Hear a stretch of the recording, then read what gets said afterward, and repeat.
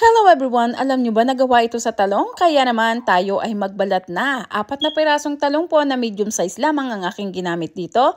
Pagkatapos ko siyang balatan ay akin lamang hiniwa ng medyo maliliit.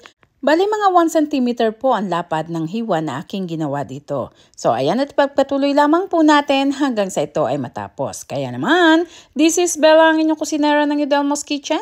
Kung bago ka sa channel na to, syempre, welcome na welcome ka.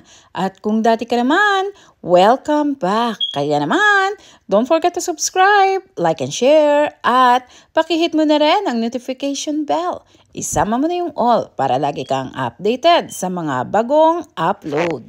Maraming bata po ang hindi gusto ang gulay pero mahilig sila sa chicken popcorn. Kaya naisipan ko na ganitong style naman ang luto na ating gagawin. At pagkatapos nga po nitong hiwain ay inilagay ko to diretso sa tubig para siya ay hindi mangitim. Ngayon naman, ang susunod ay maglagay tayo ng 2 cups na all-purpose flour or all-purpose flour dito sa ating isang bowl or kahit anong timplahan. Sinamahan ko na rin ng 2 kutsara ng baking powder at nilagyan ko na rin ng chicken powder para mas malasa ang ating pang-coating. At ngayon naman, nilagyan ko or sinamahan ko ng garlic powder. Ang dami po ay tantiameter lang ang aking ginamit dito. So kung gaano kayo kahilig sa bawang, gano'n nyo lagyan. At paminta naman ang aking isinunod. Ngayon naman ay ating haluin hanggang sa magsama-sama ang lahat ng dry ingredients. Kapag okay na, iwan muna natin sa isang tabi at ngayon naman ay yung talong, hinugasan ko na ulit, then tinanggalan ko na ng tubig, sinamahan ko ng lemon juice, mga 2 tablespoon. At ang pampalasa naman po na aking ginamit ay chicken powder. Kung gaano karami, depende po sa inyong panlasa. Naglagay na rin ako ng paminta at ngayon naman ay atin munang haluin para yung lasa ay pumasok dito sa ating talong. Kapag mga ganitong luto po ay mapapakain nyo talaga ng gulay ang inyong mga chikiting dahil ito ay mapapagkamalan nilang chicken. Ang itsura po nito kapag naluto ay wala talagang ipinagkaiba sa chicken popcorn. Kaya ngayon naman ay yung ating ginawang dry ingredients, yung kalahati, ilagay muna natin dito sa ating talong na hiniwa-hiwa at saka po natin i-mix.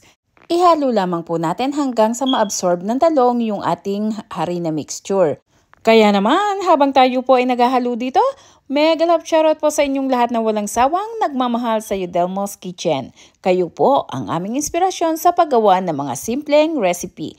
Ang mga recipe na abot kayang halaga lamang ang mga ingredients, pwedeng isama sa ating kumikitang pangkabuhayan at syempre, masarap pagsaluhan ng buong pamilya. Kaya naman, ngayon po kapag okay na, yung ibang talong naman ay ilagay natin dito sa ating kalahating part ng harina. Ito po ay ating i-mix dito hanggang sa madry naman, saka pa lang natin ipiprito. By the way, may nakaredy na po ako ditong mantika na pinakulo.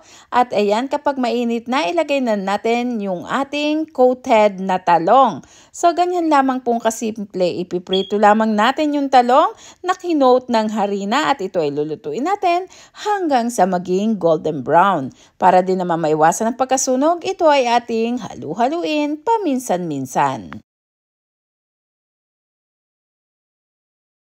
At kung napapansin nyo po, yung kulay niya ay nagmumukhang chicken popcorn na. Kaya hindi nyo na kailangang alukin pa ng gulay ang inyong mga chikiting kung hindi sila mahilig. Sila na mismo ang magkukusang kumuha. At kapag okay naman na, ay atin ang hanguin gamit ang strainer para po yung mga excess oil ay maiwan.